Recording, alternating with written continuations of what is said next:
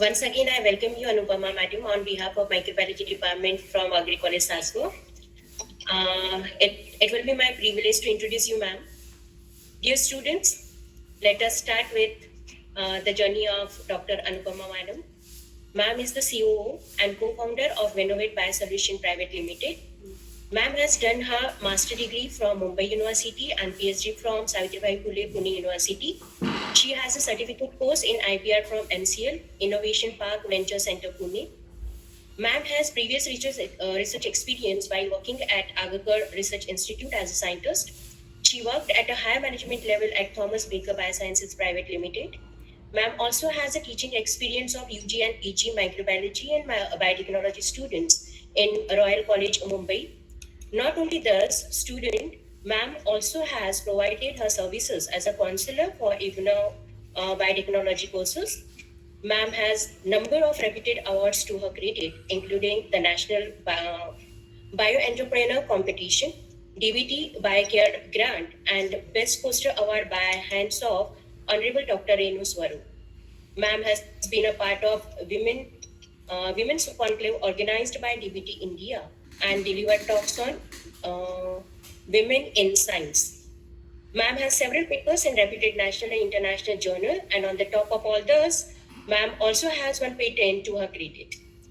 In short, we can say that ma'am is truly a lady of 21st century, a multitasking woman, playing a role of scientist, entrepreneur, manager, and also a doting mother. Whenever ma'am gets time out of her busy schedule, she does gardening, singing, and outing, which brings her close to her nature. With this brief introduction, ma'am, may I request you to just continue with the lecture? Yes, madam. Now I'll pin you so that you can start your lecture. A very good morning to one and all present here. It is indeed my pleasure to be on this dais and deliver a talk on antibiotic resistance, because this topic is not just the topic of 21st century, but it is actually the area of research which I kick-started with when I was in my post-graduation days. So this is a very the topic which is close to my heart. I will request you to give me the permission to share the screen so that I can share the presentation with all of you. Am I audible? Is my voice clear? Yes, madam. Yes, ma'am. Okay.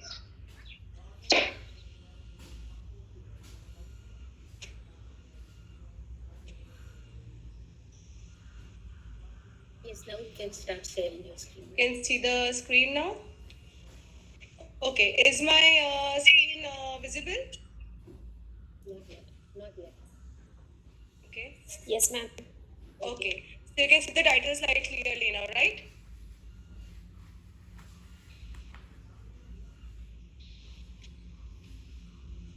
Hello? Yes, madam, you can proceed. Yeah. So once again, a very good morning to all of you. We are going to talk about antibiotics today. I was told that this is, as Dr. Hemlata has already told us that this lecture has been organized under a DBT grant which has been received by a UG department, undergrads department. So, and they already have antibiotic as a topic in their first semester, I believe.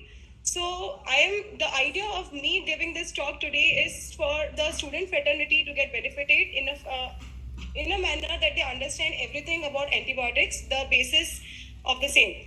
So antibiotic is like any other coin. It has two sides. So we're going to talk about the good side as well as the bad side. So we are going to learn, or rather we are going to talk about firstly what are antibiotics, how do these antibiotics act, how does bacteria gain resistance to different antibiotics, and if at all when they get a resistance to different antibiotics, what are the harmful effects of these antimicrobial resistance?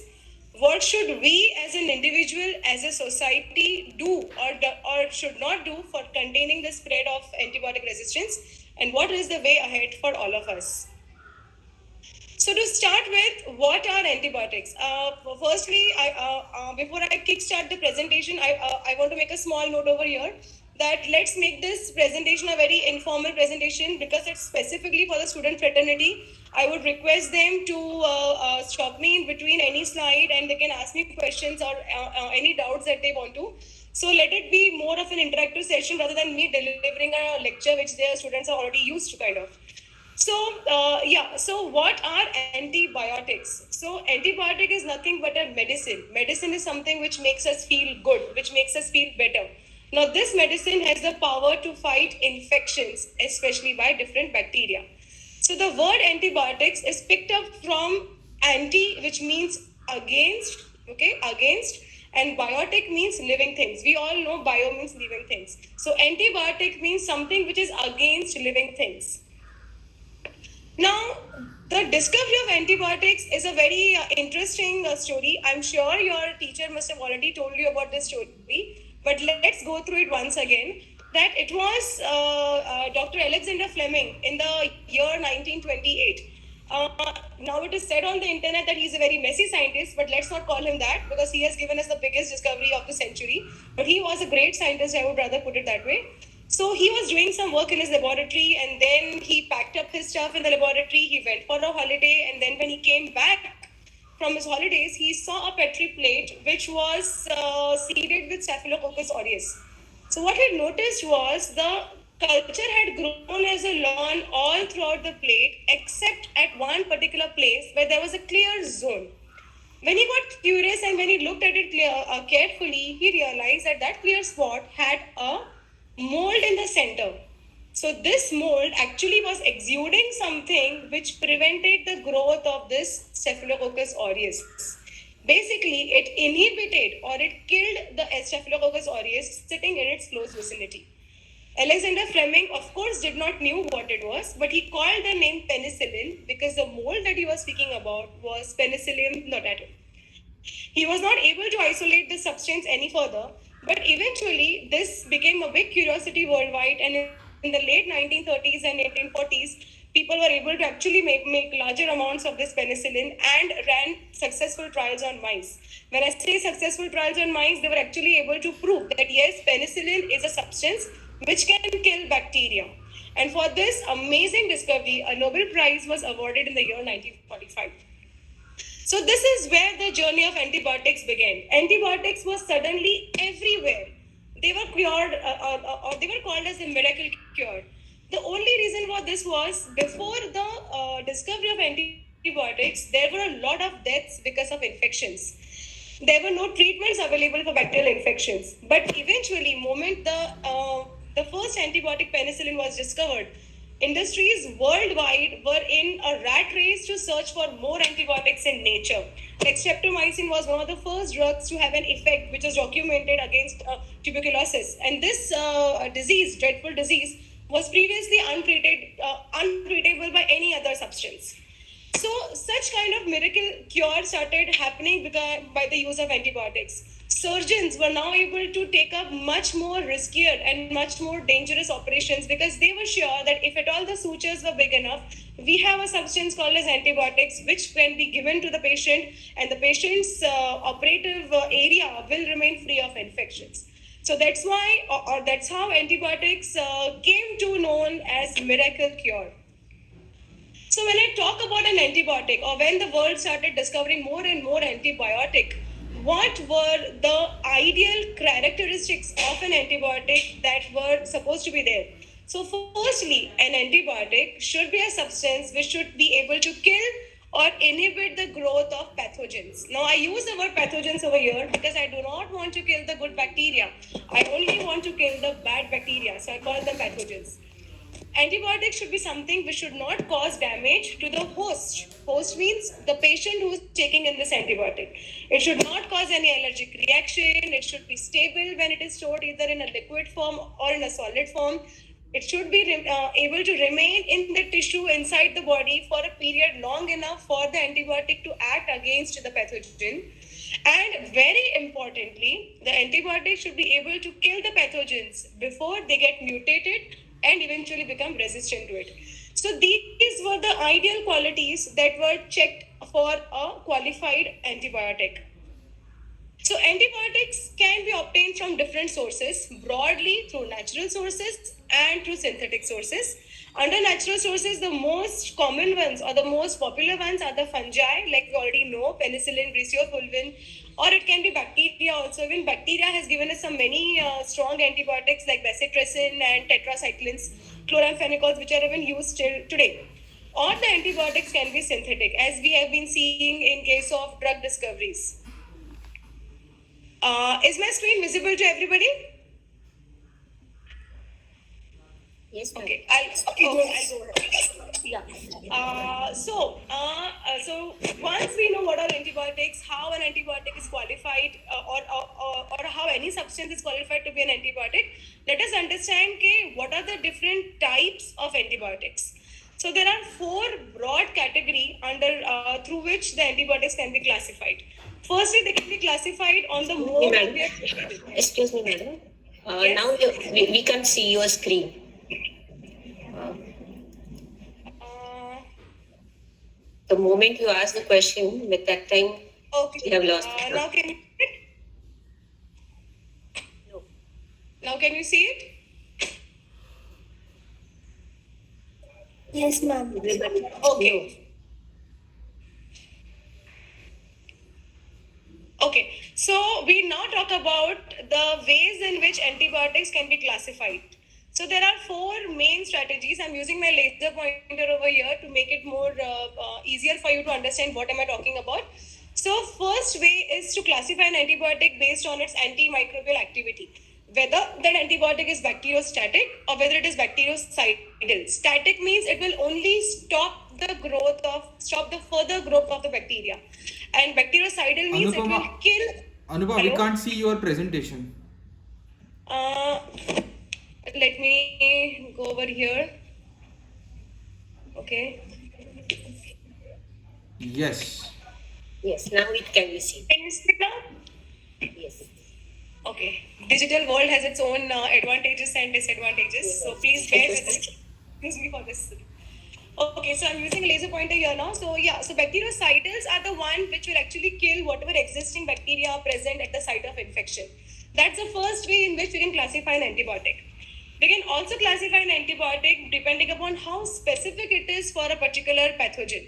It can be a broad spectrum antibiotic, meaning it can kill a wide range of bacteria, or it can be a narrow spectrum antibiotic, which means it can kill only a specific group or a specific genus of bacteria, or in fact sometimes specific species of bacteria. So that's how we can classify the antibiotics based on its spectra.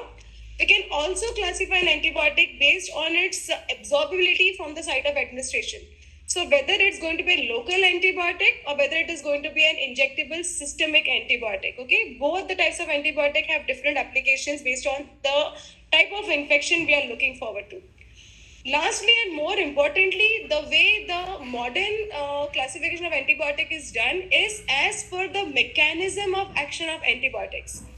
There are 4 major modes in which antibiotics act. Firstly, they act by inhibiting the bacterial cell wall synthesis. They alter the function or the way the cell membrane is integrated of a bacteria. They inhibit the protein synthesis, or they play around with the RNA or DNA synthesis, the nucleic acid synthesis. So this is a pictorial way in which the same 4 points can be covered. So antibiotic have broadly these different targets. Firstly, they can either target the cell wall of the bacteria. They can create, target the cell wall synthesis, impairing the further division of the bacteria. They can act on or they can directly play a role in the DNA and RNA synthesis protocols, wherein the entire basis of DNA replication and thereby the cell division is hampered. They can also play a critical role in metabolites, in the key metabolisms of a bacteria. So when they play a role in such metabolite synthesis in the bacteria, they can hamper the growth of bacteria. And they can also play a role by inhibiting the protein synthesis. So by these mechanisms, an antibiotic will act on the bacterial cells and will either stop the growth of the bacteria or will totally kill the bacteria. So, as I already said, like these are the different classes of antibiotics based on their mode of action. So, the most primitive ones, in terms like the dark green ones, are the bactericidal agents, and the light green ones are the bacteriostatic agents. The most primitive ones being the beta-galactans and the aminoglycosides being the original, I would say, bactericidal antibiotics in way back discovered in the 1930s and 40s. And then we had sulfonamides and tetracyclines, which are coming slowly in the market as bacteriostatic agents. This is a brief chart explaining the different classes of antibiotics based on their mode of action. So antibiotics were there, they were now being used, the life was getting better, people were able to take riskier operations and surgeries, people were no longer dying of infections, but misuse happened and the antibiotic use had its own disadvantages, the main part. So earlier, when the antibiotics were initially introduced, they were extremely effective. The moment they were administered, they were able to show their activity and the infections were taken care of. But then slowly and steadily, they started getting widely prescribed. People wanted to give antibiotics for anything and everything that they wanted to give to the patients, So although the condition did not require them, the surgeon thought, no, it's a surgery, let's give a broad spectrum antibiotics so that the infection may not happen. So a lot of issues were there and the antibiotics started getting prescribed widely. Antibiotics also started getting entry into markets like agriculture and poultry. In poultry, people were dosing the cattle with antibiotics so that they become healthier, they become better, they give more yield, more milk. The chickens are becoming healthier by introducing antibiotics in the poultry. When the chickens are healthier, they become fatter and more amount of chicken in terms of per kg can go and then the revenue is increased. So antibiotics are penetrating practically every aspect of our life. And a time came by 1970s, the entire world was awash with antibiotics. There was antibiotics practically everywhere. Now, what happened because of this? This led to antimicrobial resistance. Initially, the scientists who in fact had discovered antibiotic had warned people that there can be a possibility of generating antibiotic resistant bacteria. So we should always be judicious in using antibiotics. There can be different ways. Now the question comes, how will the antimicrobial resistance all of a sudden come when the antibiotics are acting so good? From where does this resistance come? Bacteria, my dear friends, are way more smarter than all of us. The rate at which we mutate is far lower or far lesser than the rate at which the bacteria mutates. So moment I use the word mutation, there is a rise of alleles. These alleles can be resistance alleles, which can give rise to mutations. There can be several other mechanisms, which we'll see in the later slides, which results to resistance mechanisms overcoming antibiotics. So antibiotic had different ways of action. Bacteria found a solution for all those ways. For example, if this is the cell wall or this is the metabolite on which the antibiotic acts, the metabolite will just simply alter the target site. So bacteria will have mutation in its genes and the genes will result into a metabolite which is now slightly different in its receptor sites. Now the antibiotic can no longer bind over here, which initially it used to. So now this mode of action is not available for the antibiotics. Secondly, there is an efflux mechanism which the bacteria has very smartly introduced in their genes. So initially, the antibiotic used to go inside and then it used to do its job. But now what happens is there is a protein which simply throws the antibiotics out of the bacterial cells again. So the moment the antibiotic goes inside, it throws out again. Or there can be a barrier on the cell membrane, cell wall itself, which doesn't let the effective penetration of the antibiotics which can kill the bacteria. There can be an enzyme which has been now made by the bacterial genome, which is now going to modify this antibiotic in such a way that it is going to become redundant. It is no longer going to be active. This antibiotic goes inside the cells very smartly, but then it gets caught by this enzyme, and this enzyme modifies the antibiotic, and now this antibiotic cannot kill the bacteria. Or it can simply bypass the modes of action of this metabolite inhibition. So this is basically how the bacteria gains resistance on antibiotic. It can be like initially whatever were there, now there's a counter answer with the bacteria for all those modes. There can be a simple efflux, there can be a simple immunity by proteins and by certain metabolites, which will inhibit the antibiotics. There can be total target modification, that initially the antibiotic was going to act on that on those targets, but now those targets are modified and hence the antibiotics cannot act. Or the bacteria is very smart, they have the machinery, they produce enzymes, and these enzymes will inactivate the enzyme, the antibiotics. So that's how the antibiotic resistance arose. Now, why is this antibiotic resistance evolving? So I will just take a minute over here. I will try to explain. I'll just stop my presentation over here for a minute, and I will like to be more interactive over here. So normally when I give a talk and when I want a concept to be understood by the students, I always tell them that instead of listening patiently or looking at the PowerPoint slide, you try to imagine what I'm saying. Okay, imagine. Now I'm telling you a story. You have to visualize that story. So there is a bacterial population called as S. We call the bacteria as S. This bacteria is growing happily inside the host body. It has the environment which is suggesting of very good health conditions, very good growth conditions, and the bacteria are simply dividing and multiplying, and they're just growing. And they're doing whatever harm that they want to do. Now, the antibiotics are flushed inside the body. Okay, when we take an antibiotic, what happens? The antibiotics are flushed inside the body. The antibiotics are now reaching the site of infection where the bacteria are growing and dividing. Now, what happens all of a sudden? The bacteria S, they are scared, and slowly they start succumbing or they start dying because of this antibiotic. But many things may happen. For example, scenario number 1. Maybe I took the antibiotic for less number of days. So although there was some S still remaining, but I stopped my antibiotic because I was feeling good. Second situation can be maybe the dosage that was prescribed, instead of 500 mg, I was like, no, I will take only 100 mg is okay, good enough. So the bacteria S were only getting 100 mg of the antibiotic and not the dose required to kill the entire population. So what was happening slowly? The bacteria S, which are now blue in color, okay, and just imagine them to be blue in color, bacteria S. Now what is happening is that a lot of these blue colored S bacteria are dying. But the bacteria which are not dying because of these antibiotics are becoming smarter, because they have now tasted the antibiotic. They know, yeah, this fellow is there which can kill me, because which has killed my friends in the vicinity. So I need to be now sure, I need to protect myself.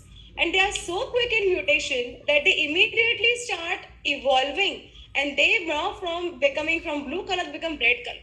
So now slowly the blue color population although is dying, from 1 red S cell you get 2 red, you get 4 red, and that's how the entire blue S population now becomes a red R population. So initially they were the susceptible bacteria called as the S bacteria, the S population. Now they are called as the R bacteria, the resistant population. Now these bacteria are the very same bacterial population against which the antibiotics was initially effective. But because of our, I would say, lacunae or our shortcomings in the way we are eating the antibiotics, the way we are taking the antibiotics, prescribing the antibiotics, designing the antibiotics, and so on and so forth, the bacteria are becoming smarter, and now they are becoming resistant to the very same antibiotic. So the E. coli, which was not able to kill me initially with an infection, today has the potential of killing me because of an infection. So today I have multi-drug resistant E. coli, which can actually cause an infection, which can be fatal. Initially, this was not the scene. Moment we say E. coli, we give them an antibiotic and we can get rid of it. So that's how actually an antibiotic resistance population arises. I'll go back to the presentation.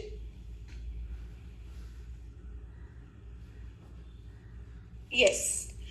So, if a population of bacteria with very few resistant individuals is exposed to a lethal antibiotic, the susceptible bacteria will die, but the resistant bacteria will survive, is the moral of the story.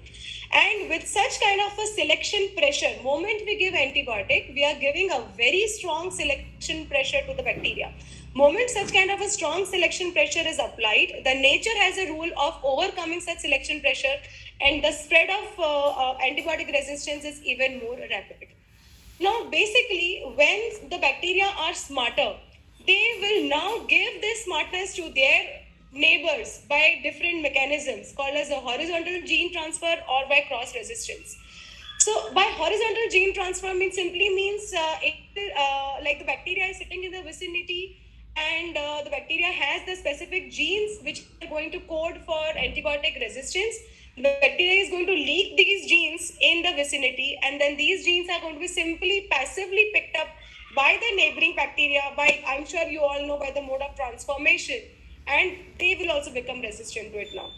Similarly, with the mode of conjugation, when they exchange the plasmids, the neighboring bacterial population can become antibiotic resistant. So we all know about multi-drug resistant plasmids. So that's how, by different simple mechanisms of transformation and conjugation, these multiple resistant genes are transferred from one bacterial population to another by even horizontal means and even by vertical means. So sometimes there are instances where we have seen even cross resistance means resistance to one class of antibiotic can confer resistance to other. If the mode of action of the antibiotic is very close, or if the kind of target site which the antibiotic is going to act on is very similar, then such kind of resistance to one antibiotic can also lead to resistance to other antibiotics. Like we have seen cephalosporins giving resistance to methicillin in bacteria where they have not even been exposed to methicillin at all, because the mode of action is very similar. Because of all these problems, I would say we still need new antibiotics. Why? Because as we are progressing with the discovery of newer and newer of antibiotics, bacteria are also becoming resistant to antibiotics sooner or later. In fact, there was a time when the penicillin was discovered and the antibiotics had a huge market. People were using it widely. There were companies who were researching antibiotics, and they were creating a lot of antibiotics in the market. But as and how the problem of antibiotic resistance came up, like you can see these problems of antibiotic resistance, the companies are actually dirtying their hands in creating new antibiotics have also gone down drastically. The only reason is that people know that antibiotics alone is not the answer. And from a business point of view, from a commercial point of view, researching for an antibiotic, creating a new class of antibiotic, doing all the trials, proving its efficacy, and then bringing it into the market is a very cost-intensive or an investment-intensive procedure and a very long time intensive procedure. So the rate at which we are creating or designing or researching new antibiotics is far less than the rate at which the bacteria gain resistance over it. And hence the companies are also very slowly and silently moving out of the very contemporary antibiotic research programs.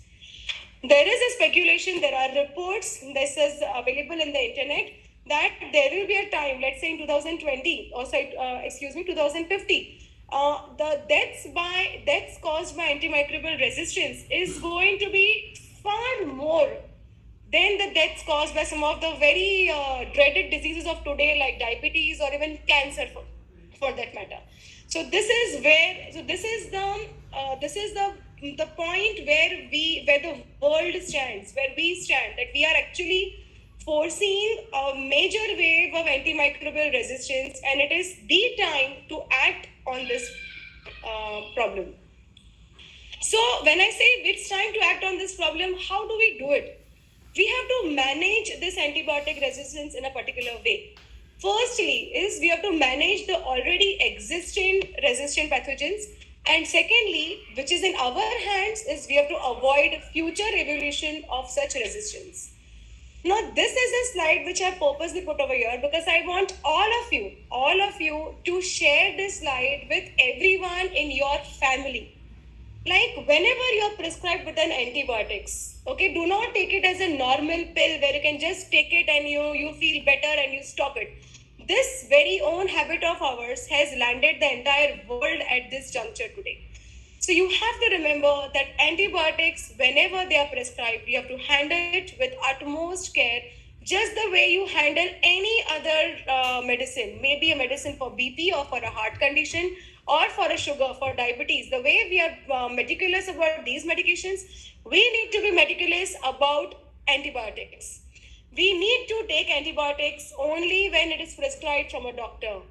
Very importantly, we have to complete the course of the antibiotic treatment. Okay, and obviously we have to follow things like cleaning your hands with soap and water to avoid the antibiotics going here and there to the bacteria sitting silently on our hands or maybe on the surfaces who get a taste, get a flavor of this antibiotic and starts its mechanism of getting resistant to it. So we don't want that. Okay, we should never take antibiotics from a pharmacist कि भैया सर्दी है जरा मुझे कुछ दे दो, and then he also gives you a third generation antibiotic, and you take it. You should never do that. You should avoid taking antibiotics for simple conditions like common cold and flu unless and until it is advised by a qualified doctor. And because you had a cold or a cough some months back, some years back, and you had the prescription, and today you feel that I have the same old cough or the same old cold, let me take that antibiotic again. You should not do that. You never know that the cold or the cough has been caused by the very same bacterial population, firstly, or whether it is caused by bacteria or no, or it can be seasonal change. So this is a very important slide. This is where you and I as an individual can play an active role in preventing the spread of antimicrobial resistance. Of course, there are better things in the hands of hospitals and healthcare facilities, but you and I as an individual also has a role in it. And that's the reason why I'm stressing on this slide. So coming to we innovate solutions. So we as a company has a mission for zero infections. Okay, we believe that we can save millions of lives which are actually lost because of hospital-acquired infections, and we can create a technology which can help us stop the spread of antimicrobial resistance. So just a minute to tell you about the company that we started this company in 2016 myself with two of my friends. We started this in 2016, dedicatedly working in the area of infection control. And today we stand with a product which is already patented. We are already an ISO 13485 certified company, and we are playing pivotal role in preventing infections by means of our technology. So infections or which are caused by bacteria, as you already know. So we are targeting the healthcare related infections. Now, infections can occur anywhere. It can occur in ambulances. It can occur inside a hospital, which is supposed to be very clean, or it can occur with the help of an medical aid, which is actually supposed to save their lives. As per World Health Organization, 1 out of every 10 patient who walks into a hospital gets a hospital-acquired infection, results in so many deaths. These infections can spread by any kind of material around us. Practically speaking, especially the corona pandemic has taught us that nothing around us is safe. Infections can be in any form, in any place we see around us. So what if instead of the antibiotics, or instead of crazily hunting for newer and effective and more vigorous antibiotics, what if we tell you that we can fight this infections the old way? Yes, we can. So today we are in our fight against antimicrobial resistance. We actually thoroughly studied and identified the major loopholes which are existing in the antibacterial agents right now. Of course, they are good, they are important, they are very much a part of the system. We cannot be away with them, but there are loopholes. So we have to devise a strategy in which we can combat this ongoing antimicrobial resistance threat. So when we look at our Vedas and our Charak Samhitas, when we combine this old knowledge, wherein people have used certain things as an antibacterial agent against infections, and then when we combine this with our cutting edge nanotechnology, we can design with a superior antibacterial agent. Okay? Whatever antibacterial agent that we saw, they were majorly organic in nature. So one of the mechanisms, or rather I would say, bacteria can easily gain resistance or can easily devise methods for gaining resistance over organic molecules by different strategies that we have seen. but it is little difficult for microorganisms to gain resistance over inorganic molecules. Why? Because inorganic molecules have a different mode of action. For example, if we take a look at this, they actually physically, this is an inorganic molecule I'm talking about, they actually physically, not by any enzymatic or by any kind of a chemistry involvement, they physically create holes or permeabilizes the cell wall or the cell membrane. They actually gain entry, these particles gain entry inside the cell, and then they form these reactive oxygen species, which are actually going to be lethal for the bacteria because they create a lot of oxidative stress. And it is this oxidative stress which can cause protein damage, which can cause DNA damage, and ultimately, you know, with the protein and DNA damage, it results to cell death. So the way in which these inorganic molecules act for killing a cell is very different from the routine or the very contemporary antibiotics. And that is the reason why it is difficult for the microorganisms to gain resistance over it. Okay, so here we come with a technology called as nano AgSite. Now, we Innovate Biosolutions is very proud to say that today we have a patented next generation antimicrobial additive. It is a British pharmacopoeia approved. It is based on colloidal silver API. It has a broad spectrum antimicrobial and antiviral activity. So, nano AgSite is very versatile in its form that it can be used in making antimicrobial textiles, paints, pharmaceuticals, in household things, in cosmetics, in antimicrobial packaging. Like because of corona, I want to handle packagings which are antimicrobial in nature. I want to use things around me which are antimicrobial. Maybe I want an antimicrobial soap for my little kid. You know, so nano AgSite is a very versatile molecule. It is basically a colloidal silver nanoparticle solution, which can be used for making such kind of applications. We already have a lot of coverage on our silver nanoparticles, especially in the times of in the tiring times of corona, wherein we have devised an alcohol-free sanitizer based on this nano AgSite against coronavirus. We have our clinical trials already going on against coronavirus, and I'm very sure about the positive data that we're going to generate out of it. So we as a company have been supported and recognized by DBT, by DST, by IIM Ahmedabad, and we also have been supported by grants like Startup India and Nidhi Prayas. So here's a very short video that I would like to share with you regarding nano AgSite, if I can do that. Yes.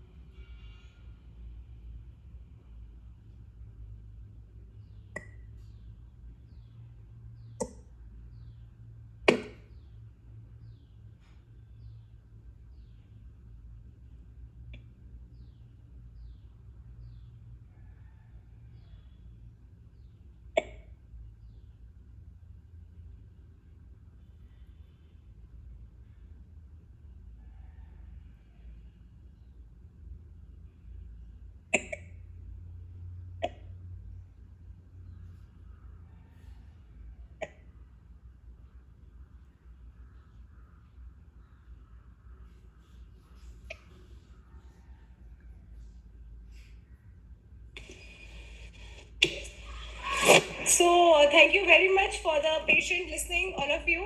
I will just stop sharing firstly. So my idea was to ensure that all the undergrads sitting over here understands the concept of antibiotics. What are antibiotics? How do bacteria? How do they act? How do we gain resistance over it? And what do we need to do?